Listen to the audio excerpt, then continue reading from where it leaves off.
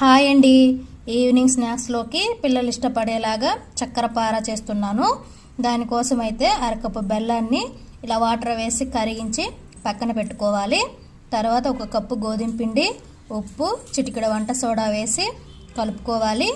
కొంచెం గోరువెచ్చని నూనె కూడా వేసి మొత్తం ఇలా కలుపుకోవాలి. తర్వాత బెల్లం వాటర్ కూడా యాడ్ చేసి చపాతీ ముద్దలా కలిపి 10 నిమిషాలు పక్కన పెట్టుకోవాలి. 10 నిమిషాల తర్వాత ఈ ముద్దని మొత్తం బాగా ఫోల్డ్ చేసుకుంటూ చపాతీ కర్రతో మొత్తం రోల్ చేసుకోవాలి. ఆ తర్వాత మనకు నచ్చిన షేప్లో అయితే కట్ చేసుకోవాలి. ఇలా మొత్తం కట్ చేసుకొని మంటని మీడియం ఫ్లేమ్లో పెట్టుకొని ఆయిల్ వీటిని ఫ్రై చేసుకోవాలి. ఇలా మొత్తాన్ని ఫ్రై చేసుకుంటే చక్కెర పారాలు రెడీ.